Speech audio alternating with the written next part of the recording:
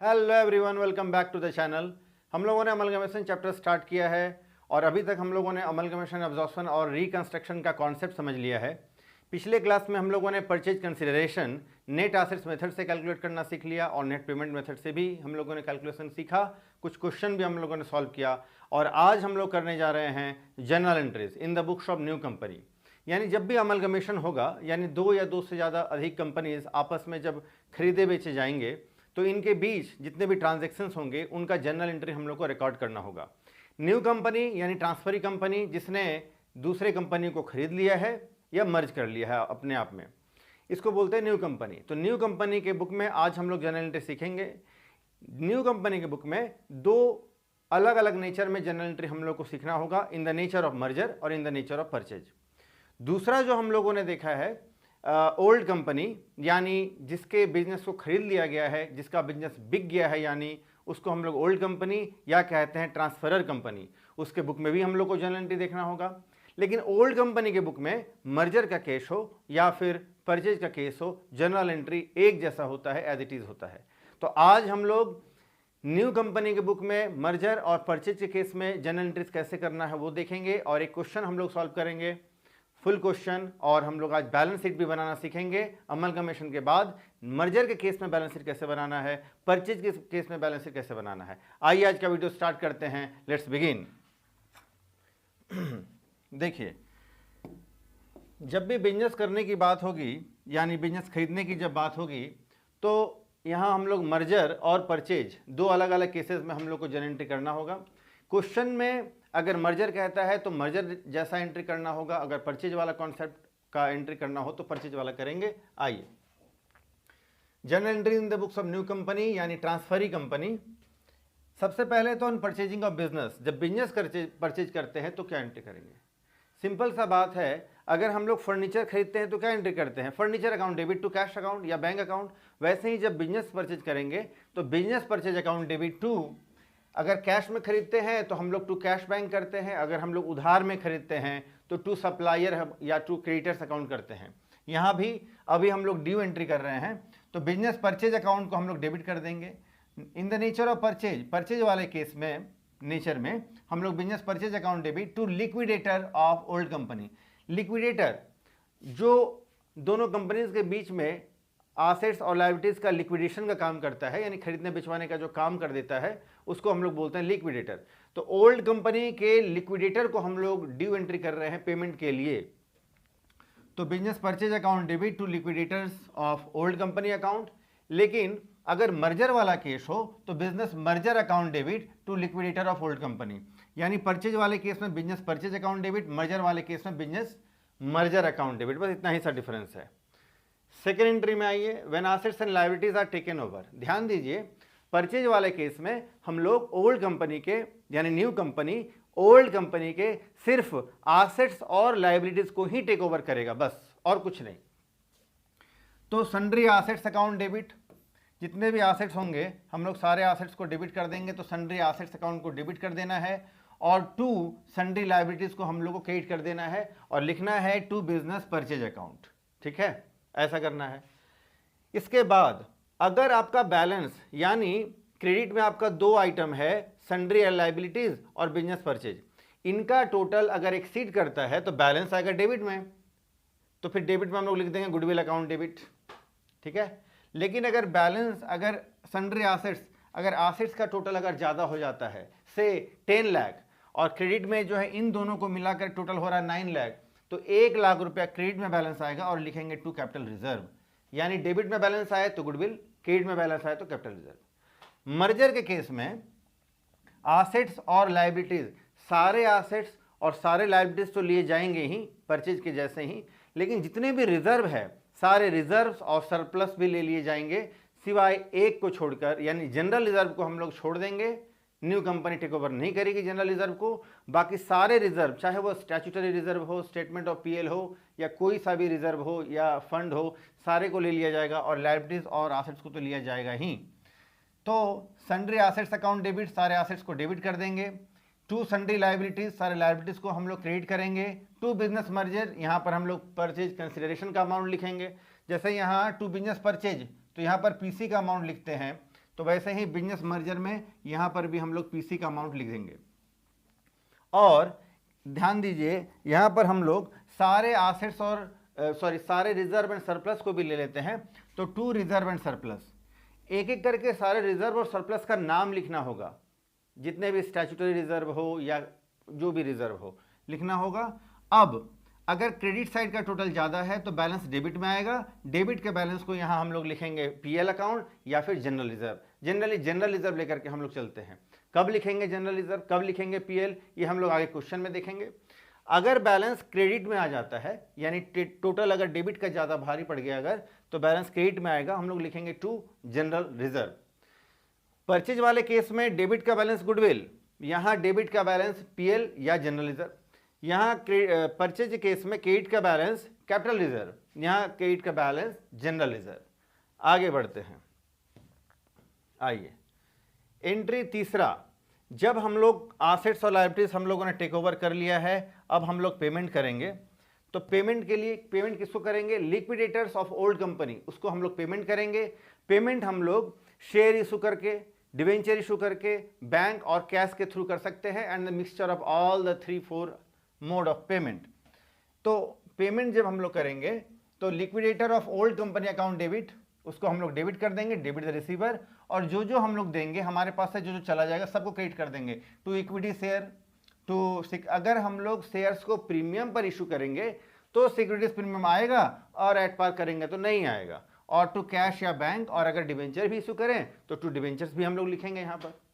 Same payment का entry हम लोग यहाँ पर सेम एंट्री करेंगे। Entry number 4 entry number 4, conversion of old companies debenture. Old company के डिवेंचर को हम लोग ले लेंगे और अपना डिवेंचर्स को दे देंगे, या ये कह लें कि ओल्ड कंपनीज के डिवेंचर्स को अपने डिवेंचर में कन्वर्ट कर देंगे। कन्वर्जन करने के लिए ओल्ड कंपनीज के जो डिवेंचर है वो क्रेडिट आइटम होते, डिवेंचर तो क्रेडिट आइटम ही होता है, तो ओल्ड कंपनीज के डिवेंचर्स को हम लोग डेबिट कर देंगे, वो खत्म हो जाएगा, और हम लोग अपने कंपनी का डिवेंचर्स को क्रेडिट कर देंगे। तो old companies debentures account debit to new companies debentures account. अगर प्रीमियम में अगर हम लोग अपना डिवेंचर इशू कर रहे हैं तो साथ ही साथ हम लोग कर देंगे टू सिक्योरिटीज प्रीमियम। तो हम लोग यहां पर कर देंगे टू सिक्योरिटीज प्रीमियम। तो डिवेंचर होल्डर्स अकाउंट डेबिट, यानी ओल्ड कंपनी का डिवेंचर्स है ना, ये ओल्ड कंपनी वाला है, और टू न्यू डिवेंचर्स, तो ये न्यू कंपनी वाला है। और अगर डिस्काउंट में अगर इशू कर रहे हैं तो discount on debentures account debit हो जाएगा। आप समझ गए होंगे। सेम एंट्री मर्जर में भी होगा। पांचवा entry, if new company page the expenses of old company. Amalgamation के ड्यूरेशन में, ड्यूरिंग अमलगमेशन, अगर न्यू कंपनी ने ओल्ड कंपनी के किसी खर्चे का, एक्सपेंसेस का पेमेंट कर दिया है, तो फिर goodwill account debit to cash account करेंगे, है ना। गुडविल अकाउंट डेबिट टू, अगर पुरानी कंपनी का, ओल्ड कंपनी का मार्केट में गुडविल अगर अच्छा हो तो कोई खर्चा वगैरह अगर पेमेंट करना हो ना तो न्यू कंपनी कर देता है। ऐसे में क्या है, एंट्री करेगा अपने यहाँ goodwill account debit to cash account. और इस गुडविल को जो है एंट्री, सेकेंड एंट्री में ध्यान दीजिएगा कि इस गुडविल को जो है सेकेंड एंट्री में जो हम लोगों ने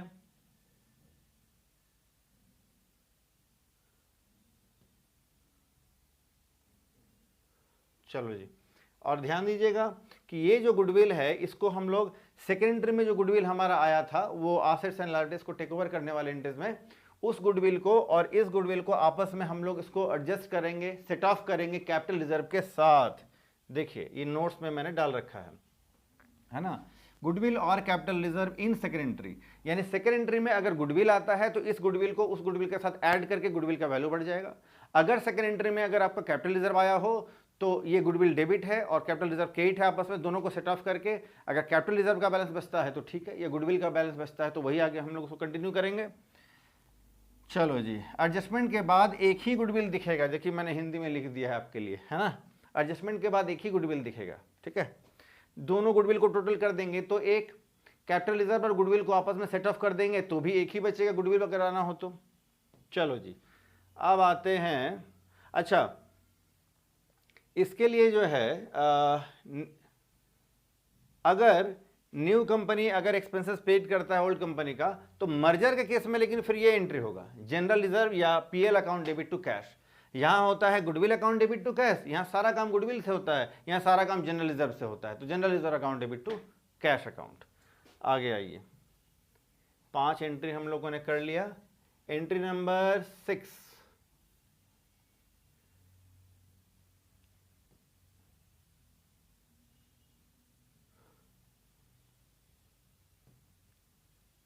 चलो जी,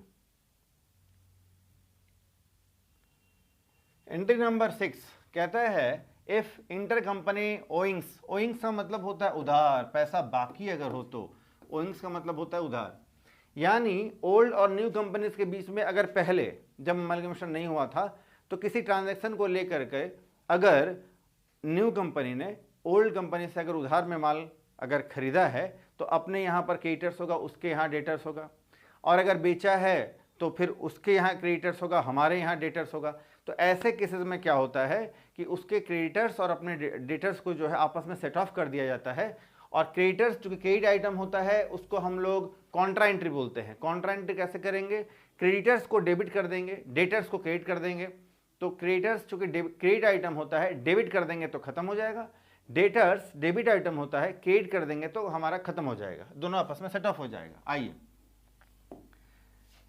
ये उसी तरह की बात है कि मान लिया आपने फिल्मों में देखा होगा कि दो अलग अलग परिवार हैं, दोनों अलग अलग फैमिली हैं, और दोनों फैमिली के बीच में आकर आपस में अगर किसी तरह की अगर तू मैं थी, दुश्मनी थी, एनमिटी दोनों के बीच में अगर था, तो अगर दोनों परिवार के बीच में अगर उनके किसी बेटे बेटियों का अगर आपस में अगर शादी हो जाती है तो दोनों परिवार में फैमिली में सुलह हो जाती है, आपस में रिलेशन अच्छा बिल्ड हो जाता है, खुशी का माहौल हो जाता है। उसी तरह से यहाँ भी है, जब अमलगमेशन हो गया है तो इंटर कंपनी ओइंग्स जो है इसको हम लोग कॉन्ट्रा एंट्री करके दोनों को आपस में सेट ऑफ करके खत्म कर देते हैं। अब उधारी फिक्र रहेगा नहीं। तो creditors account debit to debtors account, और सेम एंट्री हम लोग को मर्जर के केस में भी करना होगा।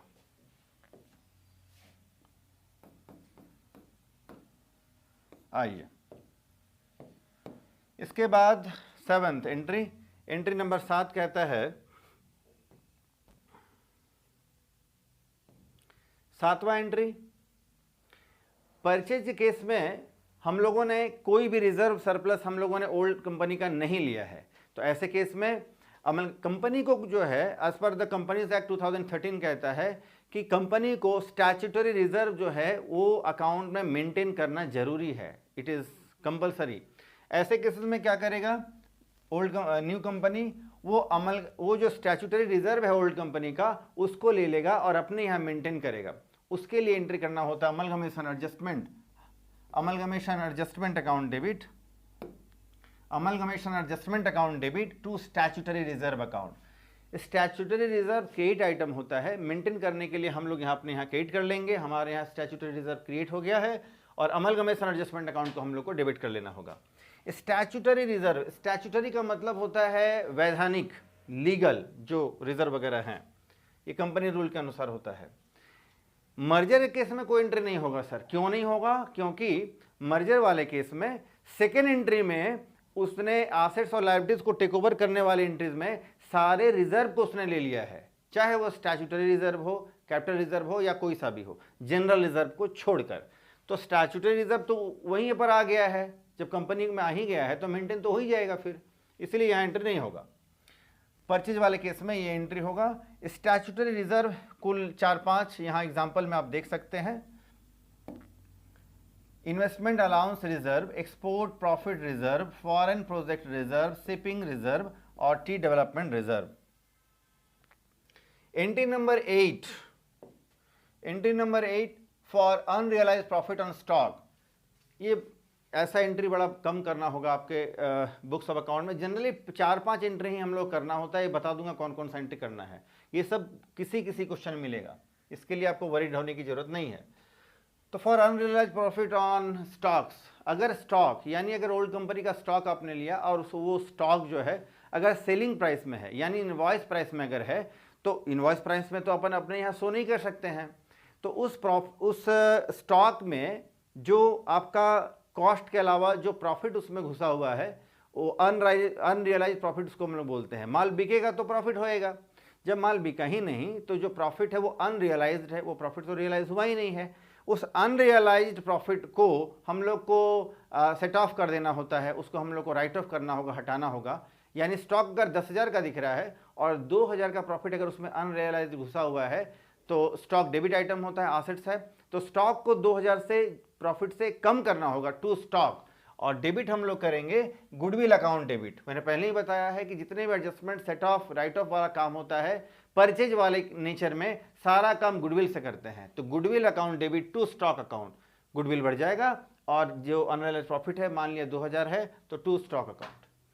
लेकिन मर्जर वाले केस में क्या करते हैं, सारा काम यहाँ जनरल रिजर्व से करते हैं, तो जनरल रिजर्व अकाउंट डेबिट हो जाएगा और टू स्टॉक अकाउंट। आगे आइए, number 9, for if formation expenses of new company.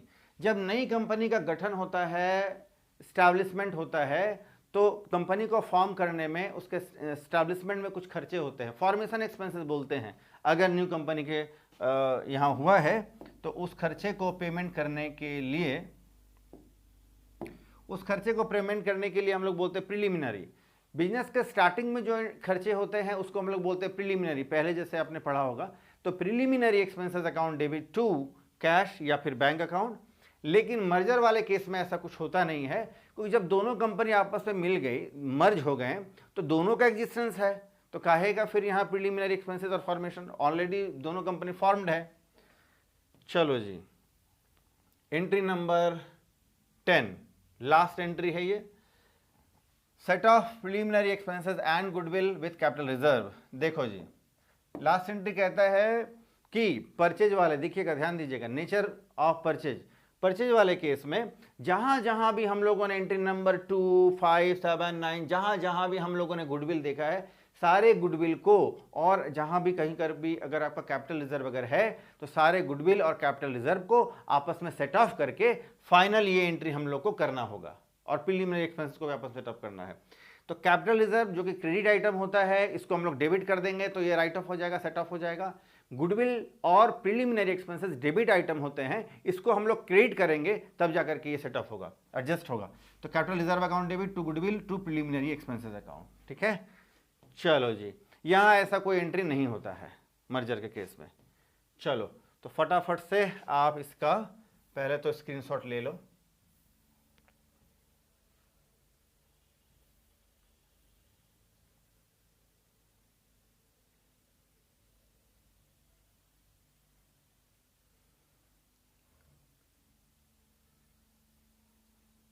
चलो जी, नहीं आ रहा है एक साथ,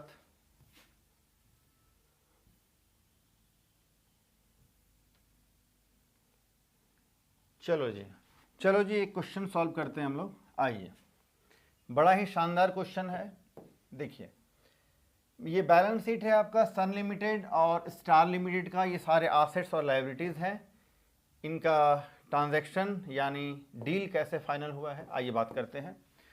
1 अप्रैल 2015 को सन लिमिटेड ने टेक ओवर कर लिया है स्टार लिमिटेड को। तो ये आपका जो सन लिमिटेड है ये हो जाएगा new company, star limited old company.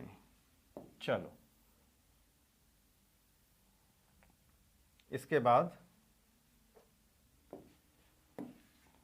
सन लिमिटेड ने इशू किया है 1 लाख इक्विटी शेयर 10-10 रुपये का एक, पेमेंट करने के लिए share holders of Star limited को, ठीक है। तो 10 लाख रुपए का ये इक्विटी शेयर इशू कर दिया गया है, ठीक। आगे सन लिमिटेड ने 3000 प्रेफरेंस शेयर इशू किया है 100 रुपये वाला स्टार लिमिटेड के लिए। चलिए, प्रेफरेंस शेयर इशू किया है तो 3000 इंटू 100, तो 3 लाख रुपए का हो गया ये आपका प्रेफरेंस शेयर इशू। 13 लाख रुपए आपका हो गया परचेज कंसिडरेशन, पीसी कैलकुलेट हो गया। चलो आगे बढ़ो। The debenture holders of Star limited will be taken over. तो स्टार लिमिटेड के डिवेंचर्स को ले लिया गया है और कन्वर्ट कर दिया गया है equal number of equal price of अपने डिवेंचर्स में। हम लोग को जनरल एंट्री करना है सन लिमिटेड और स्टार लिमिटेड के बुक में, और न्यू बैलेंस शीट भी बनाना है in the nature of merger और in the nature of purchase. तो आज हम लोग बैलेंस शीट बनाना सीखेंगे और जनरल एंट्री न्यू कंपनी के बुक में, इतना ही आज हम लोग करेंगे। आइए, सबसे पहले तो परचेज कंसिडरेशन। चलो जी, तो परचेज कंसिडरेशन हम लोगों का होगा ये 10 लाख रुपए का इक्विटी शेयर और 3 लाख का आपका प्रेफरेंस शेयर, 13 लाख का हमारा हो जाएगा परचेज कंसिडरेशन। आगे आइए, अब हम लोग को जर्नल एंट्री करना है ना। चलो, तो पहला एंट्री क्या होगा जी? फर्स्ट एंट्री तो होता है हमारा ड्यू एंट्री बिजनेस को टेक ओवर करने का। तो बिजनेस मर्जर, ये पहले हम लोग इन द नेचर ऑफ मर्जर, ध्यान दीजिए, इन the nature of merger, merger वाला केस का हम लोग सारा जर्नल एंट्री पहले कर लेते हैं न्यू कंपनी यानी सन लिमिटेड के बुक में, फिर बैलेंस शीट बना लेंगे और फिर जाकर के हम लोग परचेज वाला केस करेंगे। तो business merger account debit,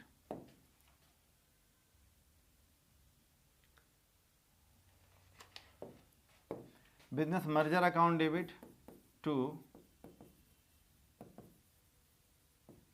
liquidator of Star Limited account. 13 lakh रुपया में डील फाइनल हुआ है, परचेज कंसिडरेशन 13 लाख रुपए का है। पहला एंट्री हो गया, प्लीज़ आप लोग नरेशन लिख लेना। दूसरा एंट्री होता है सारे एसेट्स और लायबिलिटीज़ को टेक ओवर करने का, और साथ ही साथ आप ध्यान दीजिए ये मर्जर वाला केस है, तो जितने भी रिजर्व एंड सरप्लस है सबको टेक ओवर कर लेगी ये न्यू कंपनी यानी सन लिमिटेड। और मर्जर के केस में क्या है ना कि रिजर्व एंड सरप्लस को तो लेंगे लेकिन सिर्फ जनरल रिजर्व को छोड़ देंगे अगर हो तो। आइए देखते हैं। तो इसमें आपका ध्यान दीजिए, इक्विटी शेयर प्रेफरेंस शेयर को छोड़ देंगे, जनरल रिजर्व को छोड़ देंगे, statutory reserve, statement of PL, debenture को ले लेंगे, और ये दो एसेट्स हैं फिक्स्ड एसेट्स और करंट एसेट्स। चलो जी,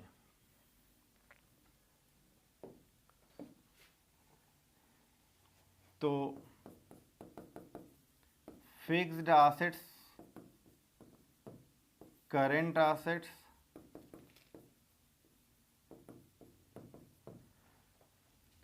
ये हो गया 10-28 और ये 7,20,000।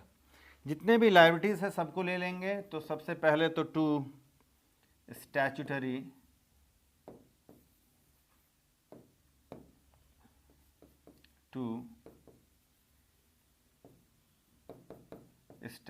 रिजर्व,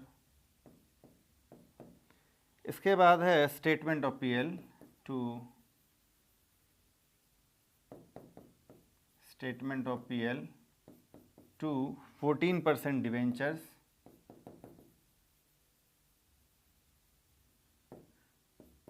टू करंट लायबिलिटीज,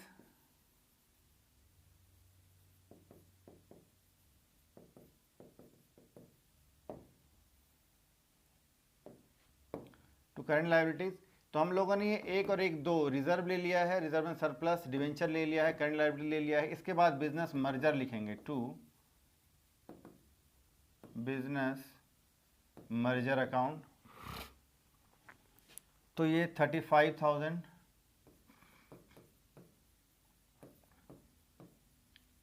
60,000 का, 63 का हो गया स्टेटमेंट ऑफ पीएल, 75,000 का डिवेंचर्स हो जाएगा, 2,15,000 का आपका करंट लायबिलिटीज। बिजनेस मर्जर ये आपका परचेज कंसिडरेशन आएगा 13 लाख रुपए का। डेबिट का टोटल ज़्यादा है, क्रेडिट में तो बैलेंस आएगा आपका, इसको हम लोग बोलते हैं जनरल रिजर्व। आपको पता है मर्जर वाले केस में क्या करते हैं, बैलेंस डेबिट में आए तो जनरल रिजर्व, क्रेडिट में आए तो जनरल रिजर्व। तो क्रेडिट में बैलेंस आ रहा है जनरल रिजर्व अकाउंट, ये बैलेंस आएगा 60,000। चलो जी,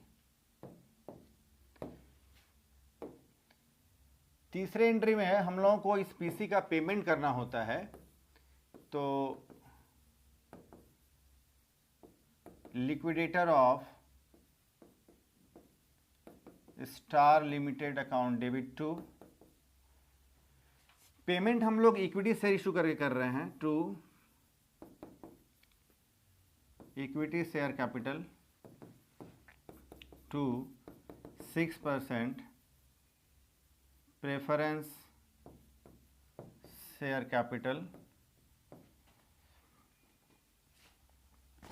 इक्विटी शेयर हम लोग दे रहे हैं, इक्विटी शेयर दे रहे हैं 10 लाख रुपए का, प्रेफरेंस शेयर 3 लाख का, 13 लाख का PC paid.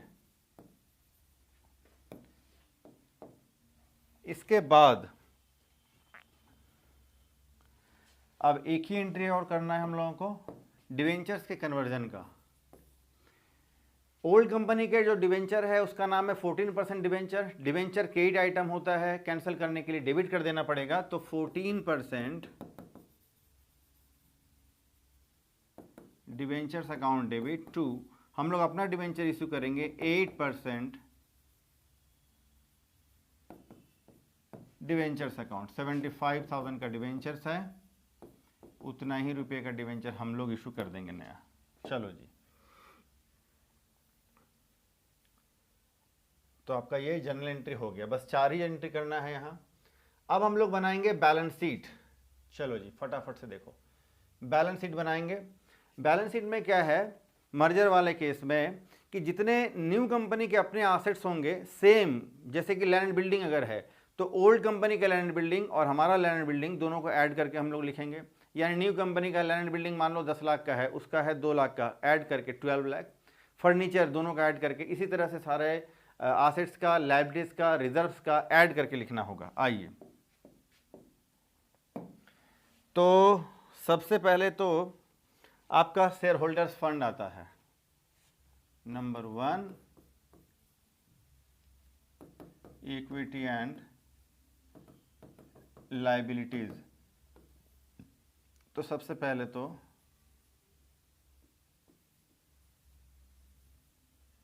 Share holders fund, इसके अंदर आता है शेयर कैपिटल।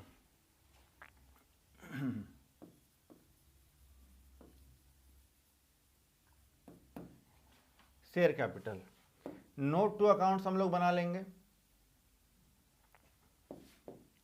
देखिए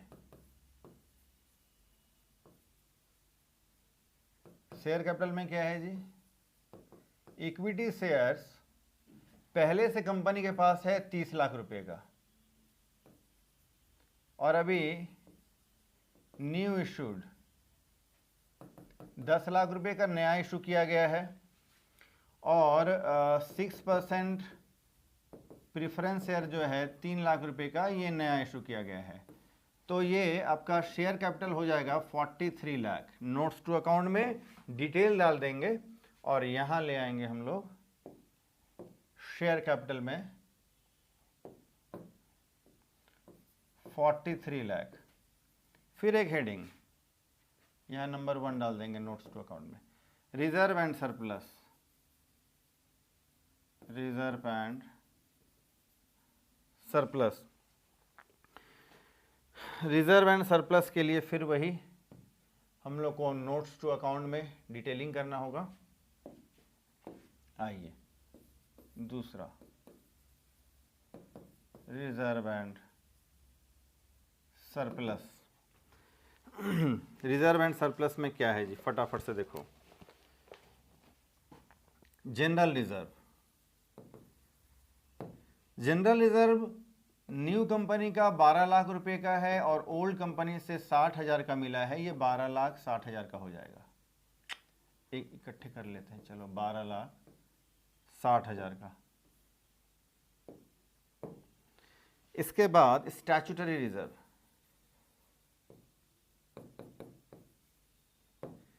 न्यू कंपनी का 1,20,000 का है और 35,000 का ओल्ड कंपनी का ले लिया, 155,000। इसके बाद स्टेटमेंट,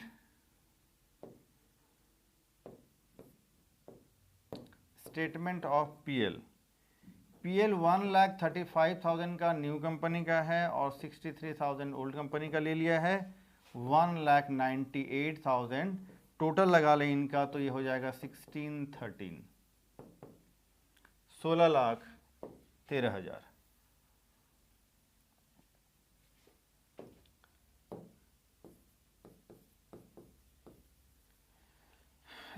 शेयर होल्डर्स फंड के बाद अब हम लोग को non current liabilities, non current liabilities में डिवेंचर्स आता है सिर्फ, तो 8% डिवेंचर्स, जो कि हम लोगों ने 75,000 का इशू किया था। इसके बाद आएगा करंट लायबिलिटीज, करंट लायबिलिटीज 13,10,000 का न्यू कंपनी का अपना है, 7,20,000 का इसने ओल्ड कंपनी का ले लिया है, तो ये हो जाएगा 20 लाख 20-30। चलो जी, तो ये लाइबिलिटीज़ का टोटल आपका हो गया 65,58,000। एसेट साइड में तो देखें दो ही एसेट्स है,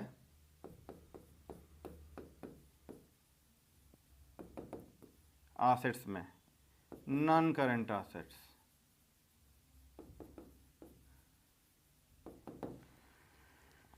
नॉन करंट एसेट्स के अंदर फिक्स्ड एसेट्स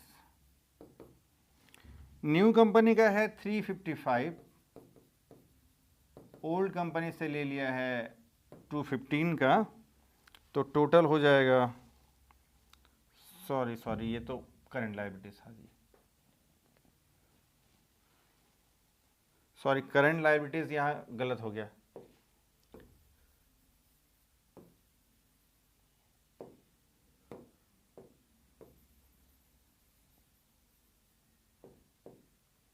हाँ जी, करंट लायबिलिटीज आपका है ये 355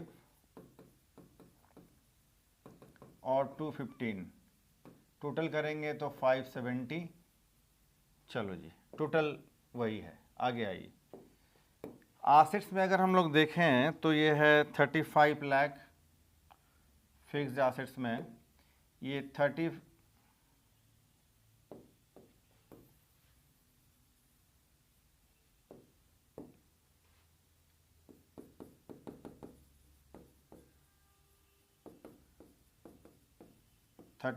लाख का है आपका न्यू कंपनी का एसेट्स, और 10,28,000 का एसेट्स ले लिया है इसने ओल्ड कंपनी का, तो ये 45,28,000।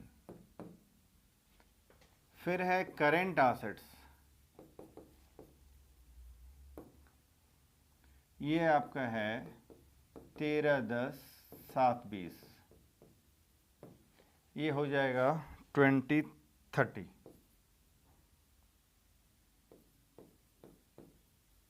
टोटल 65,58,000। चलो जी, तो ये हम लोगों ने इन द नेचर ऑफ मर्जर के केस में हम लोगों ने ये जर्नल एंट्री हम लोगों ने कर लिया, बैलेंस शीट भी बना लिया। चलो जी, तो फटाफट से आप इसका स्क्रीनशॉट ले लो।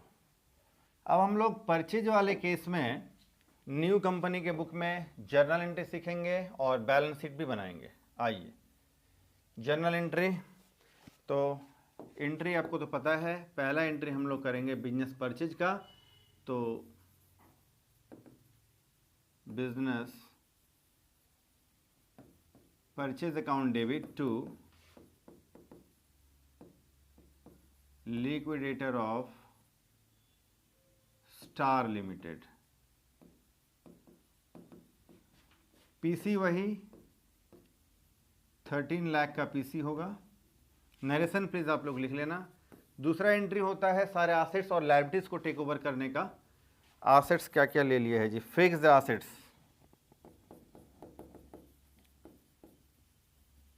Fixed assets account debit, current assets,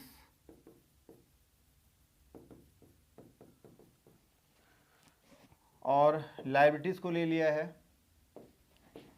purchase के केस में एसेट्स और लायबिलिटीज को ही सिर्फ लिया जाता है, एक भी रिजर्व या सरप्लस को नहीं लिया जाता है। चलिए फटाफट से, तो to current liabilities, to non current liabilities में आपका डिवेंचर है 14%, डिवेंचर्स अकाउंट, और फिर टू बिजनेस परचेज अकाउंट, ये है 10, 28, 7, 20, लायबिलिटीज़ है ये आपका 215,75,000 का है आपका डिवेंचर्स, 13 लाख का आपका है पीसी परचेज कंसिडरेशन। क्रेडिट में आ रहा है बैलेंस, जिसको हम लोग बोलेंगे कैपिटल रिजर्व, है ना। उधर तो हम लोग बैलेंस को बोलते थे, मर्जर केस में जो बैलेंस आता है उसको बोलते हैं जनरल रिजर्व, और परचेज वाले केस में अगर बैलेंस आएगा क्रेडिट में तो कैपिटल रिजर्व, डेबिट में तो गुडविल, फिलहाल क्रेडिट में तो कैपिटल रिजर्व।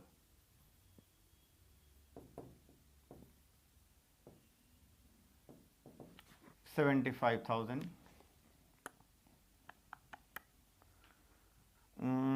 कैपिटल रिजर्व आपका 158,000, 158,000 का। चलो जी, 2 एंट्री हो गया। अब पीसी का पेमेंट करेंगे।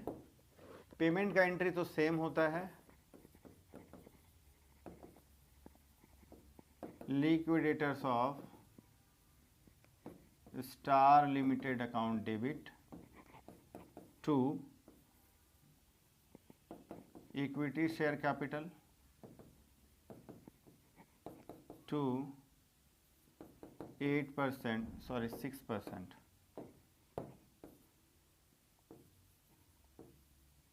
Preference share capital account. 13 lakh का पीसी का पेमेंट करना है, 10 लाख रुपए का देना है इक्विटी शेयर, 3 लाख का देना है प्रेफरेंस शेयर। पीसी का पेमेंट हो गया जी। इसके बाद डिवेंचर्स के कन्वर्जन का एंट्री हम लोग करेंगे। कन्वर्जन वाला एंट्री भी सेम, उसका डिवेंचर को हम लोग कर देंगे कैंसल, 14% डिवेंचर्स डेबिट टू अपना डिवेंचर इशू करेंगे 8% डिवेंचर्स अकाउंट। 75,000 का डिवेंचर है। चलो जी, 4 एंट्री हो गया। 5वां एंट्री, लास्ट एंट्री। देखिए, परचेज वाला केस कहता है कि जो स्टैट्यूटरी रिजर्व है परचेज वाले केस में हम लोग नहीं लेते हैं, तो लास्ट में एक एंट्री कर लेना होता है, amalgamation adjustment account debit to statutory reserve account. Amalgamation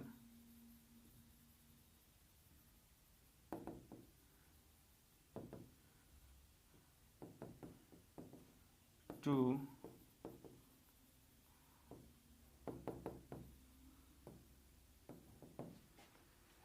ये स्टैट्यूटरी रिजर्व आपका है 35,000 का। इसको हम लोग आगे जा करके सेट ऑफ कर देंगे, याद रखिएगा, है ना। गुडविल वगैरह रिजर्व वगैरह जो भी है उससे हम लोग इसको सेट ऑफ कर देंगे। सारे रिजर्व को हम लोग टोटल कर लेके इसको हम लोग सेट ऑफ कर देंगे। Amalgamation adjustment by nature debit है, आप देख ही रहे हैं। आइए, तो ये 5 एंट्री ही करना है हम लोग को, सारा एंट्री क्लियर है। अब हम लोग बनाएंगे balance sheet. Balance sheet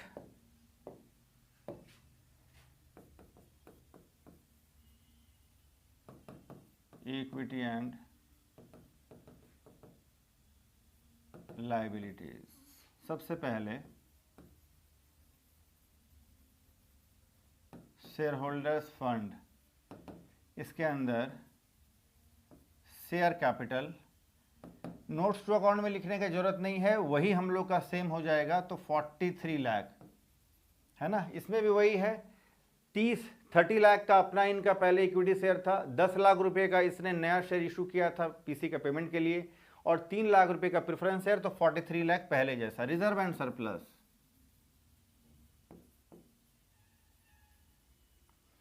reserve and surplus उससे अलग होगा। चलो,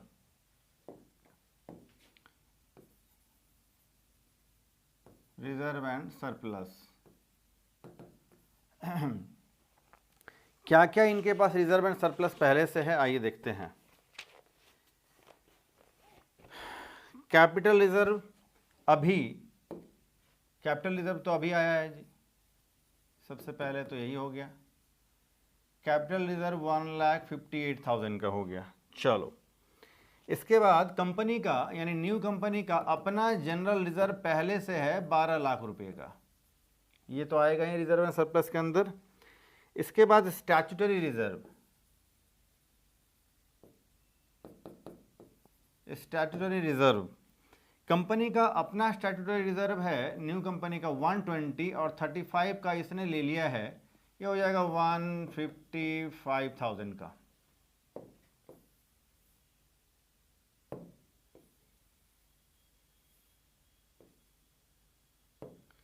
चलो जी, इसके बाद स्टेटमेंट ऑफ पीएल, यानी पीएल है 135 का, और लास्ट में ध्यान दीजिए, लास्ट में ये आपका अमलगमेशन एडजस्टमेंट को, अभी मैंने बताया था अमलगमेशन एडजस्टमेंट को सेट ऑफ करना पड़ेगा। अमलगमेशन एडजस्टमेंट 35,000 का जो है इसको सेट ऑफ कर देंगे, यानी ये आपका ये 1 2 3 4 को टोटल करेंगे, इसको माइनस कर देंगे, ये आपका हो जाएगा 16 13। देख लो जी, पिछले वाले यानी मर्जर वाले केस में जो रिजर्व एंड सरप्लस का आपका टोटल था वो भी आपका 16 13 था, यहाँ भी आ गया आपका 16 13। चलो इसके बाद आपका नॉन करंट लायबिलिटीज,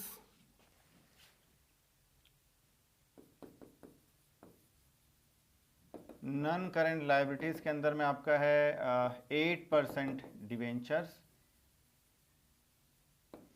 75,000 का, और फिर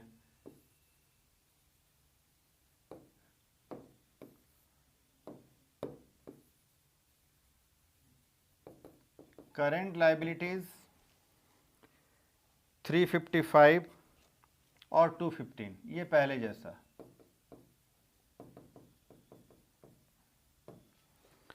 टोटल 570।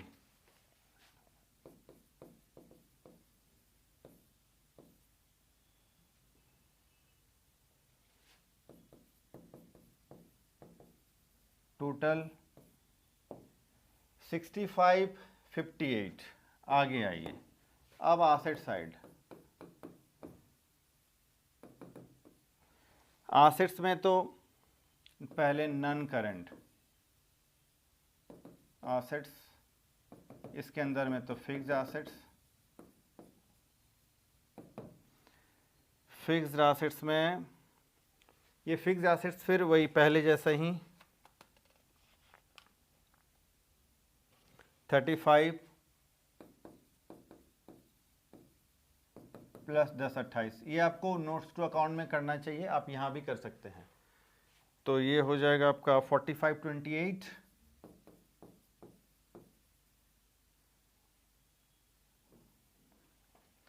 इसके बाद करंट एसेट्स,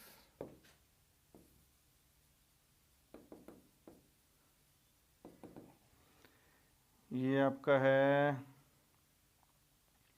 13 10 7 20, ये हो जाएगा 20 30। टोटल 65 58,000। चलो जी, तो आज हम लोगों ने न्यू कंपनी के बुक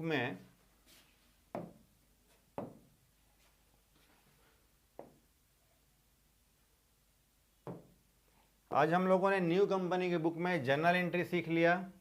एक क्वेश्चन भी हम लोगों ने सॉल्व किया।